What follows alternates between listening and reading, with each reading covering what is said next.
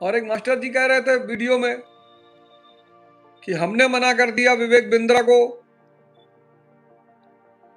कि हम इस मुद्दे पे नहीं बोलेंगे, आप हमारी हिम्मत को दाद दीजिए। उन मास्टर जी से जाके पूछिएगा कि वहां कौन कौन बैठा था और किसने मना किया था। मास्टर जी अच्छे आदमी हैं, बोलते अब अच्छा है, बहुत अच्छा बोलते हैं, लेकिन देखिए मास्टर जी खेल खेल गए। मास्टर जी ने अपने पॉडकास्ट में अभी 2 दिन पहले कहा कि मैंने कहा ये शो नहीं होगा। वहां जानते हो कौन कौन बैठा था? वहां बड़े बड़े महारथी बैठे थे। एक आईपीएस भी बैठा हुआ था उत्तराखंड का। उसने जब उनका वो वीडियो देखा तो वो हंसने लगा। उसने मुझे फोन किया, गुरुजी। अरे मैंने कहा कोई बात नहीं, मैंने कहा कोई बात नहीं, चलो कोई बात नहीं, ठीक है। मैंने मना किया था, मैंने। और एक गवाह नहीं है, 4।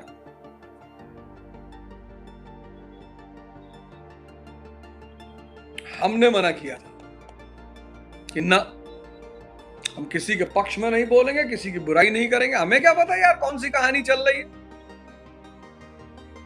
हमें क्या पता असलियत क्या है। शुरुआत में जब ये घटना घटी तो मैं दोनों आदमी से कहता रहा।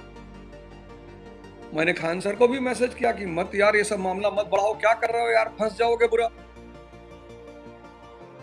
रोशन आनंद का नंबर मेरे पास था नहीं, तो मैंने खान को ही मैसेज किया। मैंने कहा भाई खान सर ऐसा ना करो, फंस जाओगे, ये सब गलत बात है, टीचरों को आपस में नहीं लड़ना चाहिए। फिर भाई मुझे भी यही दिखाई पड़ रहा था कि भाई कोचिंग सस्ते में चल रही है, हॉस्पिटल बन रहा है, तो मुझे लगा यार एक अच्छा आदमी है तो उसको क्यों परेशान करना है।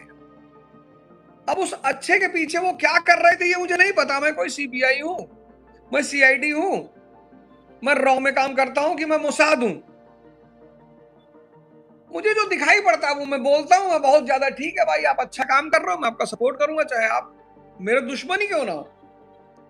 मैं जिस भी मंच पे गया, मैं हिंदुस्तान के 2-3 टीचरों की बड़ी तारीफ की मैंने, हालांकि उन्होंने मेरी तारीफ कभी नहीं की। एक बड़ी मजेदार बात, अगर मुझसे किसी ने भारत के टीचरों के बारे में पूछा, मैंने हमेशा तारीफ की, मैंने किसी टीचर को कभी कुछ नहीं कहा। जैसे ही मुझे इस झगड़े के बारे में पता चला, मैंने तुरंत खान सर को मैसेज किया, तुरंत। मैंने कहा खान साहब लड़ाई मत तोड़ो, गलत बात है, टीचरों को आपस में नहीं लड़ना चाहिए, समझौता करो, इसको सुलह करो। तुरंत सारा मैसेज मेरे पास अभी तक पड़ा हुआ। मैंने कहा नहीं इन सब बातों को, क्या मतलब है इनको कहने का यार।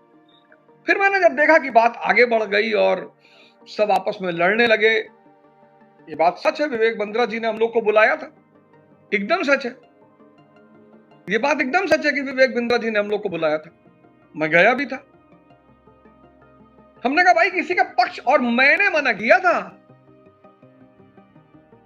मैंने मना किया था। और एक नहीं 4 गवाह, एक आईपीएस भी है उत्तराखंड का, वो बगल में बैठा हुआ था। आया था बेचारा दिल्ली घूमने, हमने कहा चलो यार आज घुमा लाते तुमको, बैठा लाते, देखते कुछ होने जा रहा है। हमें भी लगा था कि भाई कुछ अच्छी बात होगी कि भाई शिक्षक को नहीं लड़ना चाहिए, समस्या का समाधान क्या है, समस्या से बाहर कैसे निकला जाए, इन सब बातों पर चर्चा होगी। हम किसी अच्छा विवेक बिंद्रा जी ने भी कहा कि ठीक है सर, अगर आप लोग का मन नहीं कर रहा, उन्होंने हमारे ऊपर कोई दबाव नहीं डाला। उन्होंने हमसे ये नहीं कहा कि नहीं सर आप खान सर के पक्ष में बोलिए, बिल्कुल नहीं कहा, एकदम नहीं कहा। जब मैंने उनसे कहा कि मैं ये सब हम किसी के पक्ष में नहीं बोले, मैंने कहा ठीक है सर, आपका नहीं मन कर रहा है काम शो करने का, मत करिए। जब तक कोई बात आपको सीधे प्रभावित नहीं करती,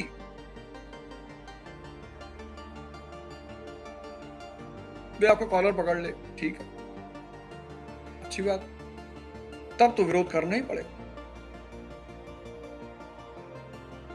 बुराई से आप, और आज के इस युग में जहां 90% लोग अंधे हैं, आज के इस युग में जहां 90% लोग अंधे हैं, और एक बात और बता दूं, ये जितना पॉडकास्ट वास्ट चल रहा है सब फर्जी है।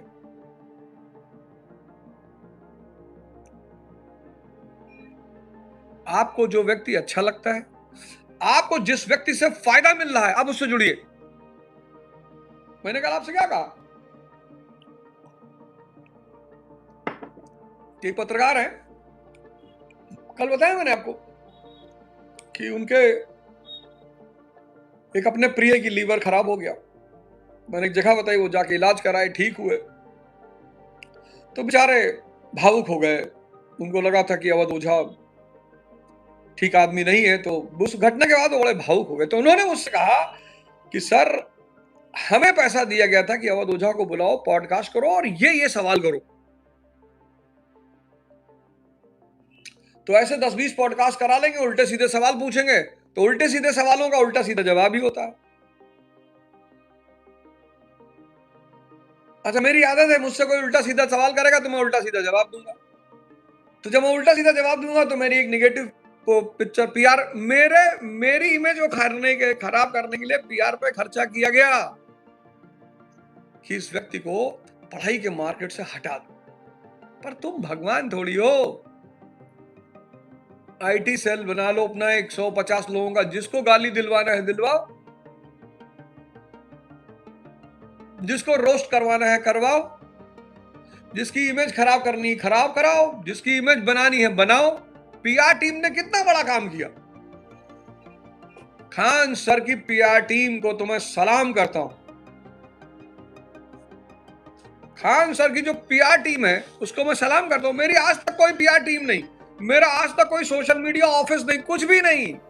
ना मेरी कोई पीआर टीम है, ना मेरा कोई सोशल मीडिया ऑफिस है, कुछ भी नहीं।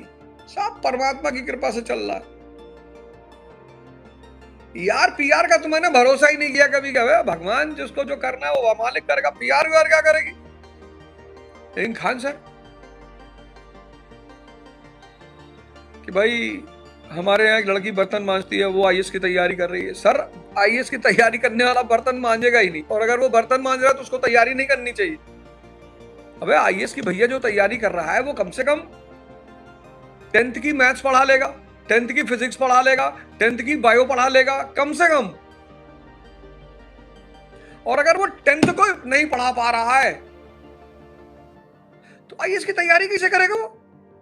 पर जब मैं पहली बार सुना इस कहानी को कपिल शर्मा के शो में, किसी ने मुझे भेजा कि सर देखो सर, बर्तन मांजने वाले लोग पढ़ रहे हैं। मैंने सुना, मैंने कहा अबे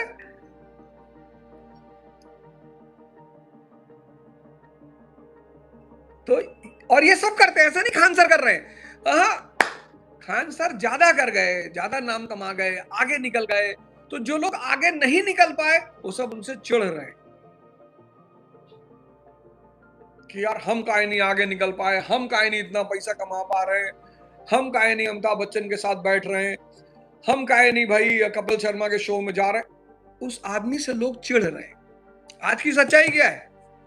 आज की सच्चाई क्या है? उस आदमी पर हमला करके बहुत लोगों का नाम लोग जानने लगे कि भैया देखो फलाने ये फलाने। अगर उस आदमी पर हमला नहीं होता तो बहुत लोगों को तो कोई जान ही नहीं पाता कि ये भी टीचर है। जब आपकी निंदा होती है ना, आप साधना करते हो, आपकी निंदा होती है, वो होनी है, नेचुरल है वो, तो आपका अहंकार गलता है। आपको पता है ये मुझे नहीं कह रहे, मेरी क्षमताओं को कह रहे हैं, चेतना को कह रहे हैं। चेतना तो असीम शक्ति। भाई तुम जितने पैगंबर हैं, जितने संत महात्मा हैं, बुद्ध को लोगों ने क्या क्या नहीं कहा, महावीर को क्या क्या नहीं कहा, कबीर दास जी को क्या नहीं कहा। पश्चिम एशिया में तो मार ही डालते थे, भारत में भी छोड़ा थोड़ी, बहुत उल्टा सीधा कहा, संतों के बारे में बहुत उल्टा सीधा कहा, बहुत आक्षेप लगाया संतों पे, बहुत गाली दिया संतों को। लेकिन उन्हें यह सूत्र पता था कि बुराई अहंकार को गलाती है। इसलिए जो निंदक है वो साधक का बहुत बड़ा सहायक है, क्योंकि निंदा से आपको पता चलता है कि आपका अहंकार कैसा है। अगर आपका अहंकार ताकतवर है तो आप निंदा नहीं बर्दाश्त कर पाओगे।